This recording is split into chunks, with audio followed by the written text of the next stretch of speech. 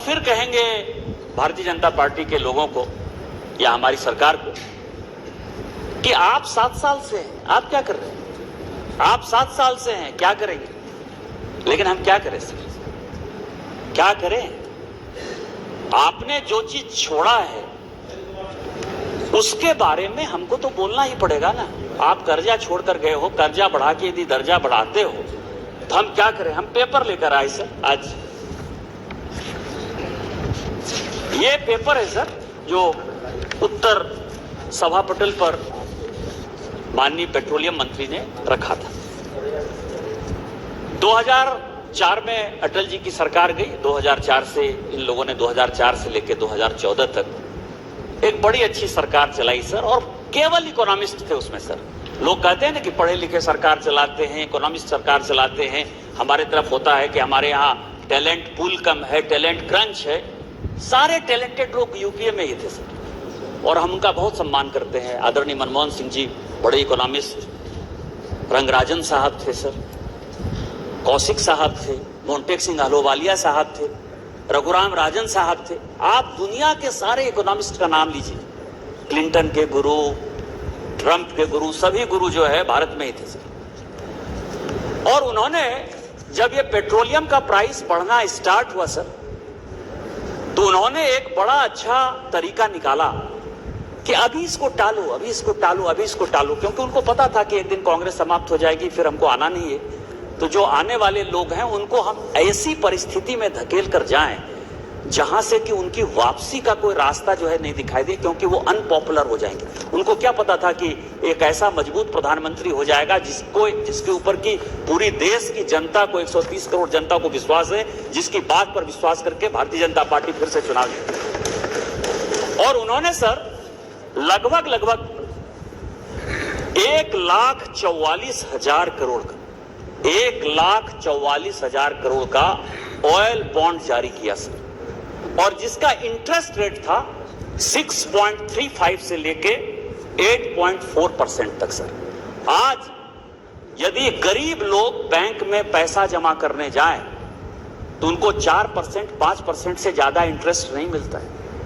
जो एम्प्लॉई हैं ईएफओ के, जो कि आप खुद ही मजदूर के नेता हैं सर, यदि आप देखेंगे तो सरकार को 8.5% से उसको डाउन करने की आवश्यकता पड़ रही है, क्योंकि वर्ल्ड मार्केट में जो है हमारा बैंकिंग सिस्टम सस्टेन नहीं कर पा रहा है। आपने बिना किसी सोच के, सारे इकोनॉमिस्ट ने, सारे यूपीए के लोगों ने ये 1,44,000 करोड़ का ऑयल बॉन्ड जारी कर दिया सर। और आप समझें कि इस परिस्थिति में जब ये लौटाने की बात है, जब 2014 से है, क्योंकि कमिटमेंट है सर, भारत सरकार का कमिटमेंट है, देना है। 3 सॉवरेन गारंटी 3,22,000 करोड़, 1,44,000 करोड़ रुपया हमने लिया और 3,22,000 करोड़ रुपया हमको लौटाना है सर। लगातार चर्चा होगी, अडानी की सरकार है, अंबानी की सरकार है, होते रहता है सर। जब कांग्रेस की सरकार थी तो हम लोग भी इधर से चिल्लाते थे कि टाटा की सरकार है, बिरला की सरकार है। जो बिजनेसमैन उस समय आगे बढ़ते हैं, निश्चित तौर पर मैंने सारे डिबेट डिस्कशन 1952 से सुने हैं सर, हमको कोई परेशानी नहीं है। लेकिन ये जो ऑयल बॉन्ड है सर, ये ऑयल बॉन्ड जो आप 1,44,000 करोड़ का 3,22,000 करोड़ रुपया दीजिएगा, ये किसको दीजिएगा? कभी आपने देखा है? सारे बड़े बिजनेसमैन जो हैं, जिनकी भी नेटवर्थ 5,000 करोड़ से ज्यादा है सर, उन सबों ने इसमें ऑयल बॉन्ड में इन्वेस्ट कर रखा है। अडानी और अंबानी की सरकार कांग्रेस है सर कि भारतीय जनता पार्टी? मेरा एक सीधा सीधा सवाल है सर।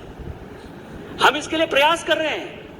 यूक्रेन क्राइसिस के बाद आज लगभग वर्ल्ड मार्केट में 130 से 139 डॉलर पर बैरल जो है क्रूड के ऑयल हो गए, दाम हो गए सर। क्या करें? हम भी आप ही की तरह नाटक करें? हम भी आने वाले जो जनरेशन है उनको जो है रोड पर भीख मांगने के लिए पैदा कर दें? हमारे प्रधानमंत्री ये नहीं चाहते।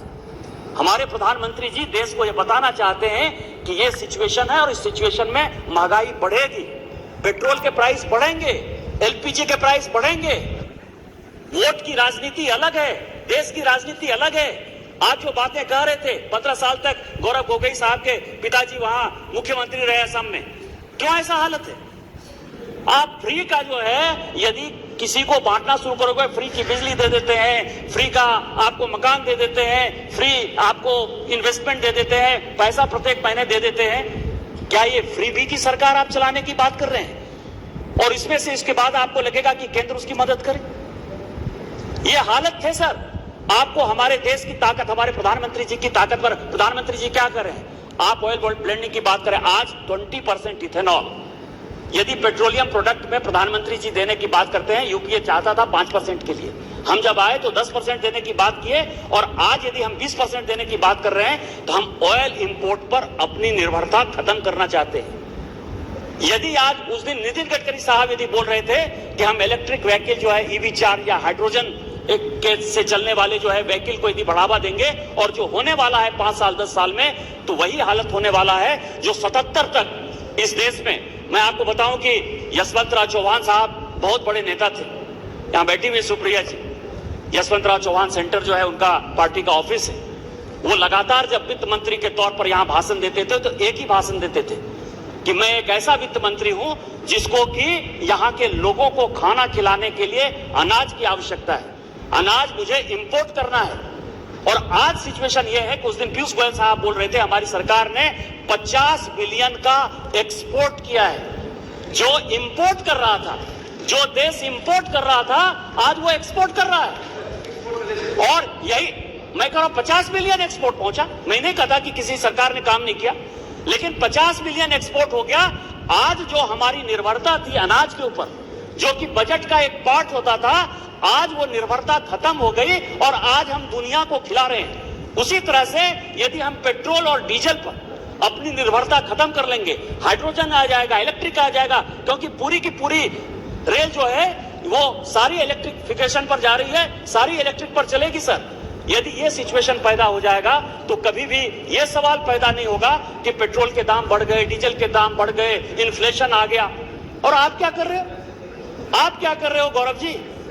आपकी सरकार में पूरा रिपोर्ट लेके आया हूं कि जो अपोजिशन की सरकार है, वैट और एक्साइज की आप बहुत बात करते हो, जनता की बात करते हो, जीएसटी में क्यों नहीं पेट्रोलियम प्रोडक्ट को ले आते हो? हम तो कहते हैं, भारत सरकार तो लगातार कह रही है कि आप ले आओ जिससे कि पैरिटी हो। गरीबों को जो है आपकी सरकार भी फायदा पहुंचाना चाहती है, हमारी सरकार भी फायदा पहुंचाना चाहती है, लेकिन आप गरीबों के लिए चिंतित नहीं हो, किसानों के लिए चिंतित नहीं हो, आप राजनीति करना चाहते हो। मैं केरल में वैट 30% है, आपके राज्य में सभापति महोदय। कर्नाटक में 30% था, जिसको कि घटा के हमारी सरकार ने 18% किया है। आंध्र प्रदेश अपोजिशन का है सर 36%। महाराष्ट्र जहां पैदा होता है सर, तेल पैदा होता है, बड़ा अच्छा फंक्शन करती है हमेशा, 40%, 39.12%, 40%। सबसे ज्यादा यदि पेट्रोल और डीजल का कहीं दाम है तो महाराष्ट्र में है। राजस्थान आपकी सरकार है 31%, और दिल्ली जहां हम हैं 27%। और फिर आप कहोगे कि इन्फ्लेशन बढ़ रहा है। तो मेरा यह कहना है सर कि आज पूरे देश के सामने ये जो नोशन है कि हम पेट्रोल डीजल का दाम बढ़ा रहे हैं, ये खत्म हो जाना चाहिए सर। दूसरा सर, अब मैं आगे बढ़ता हूं सर।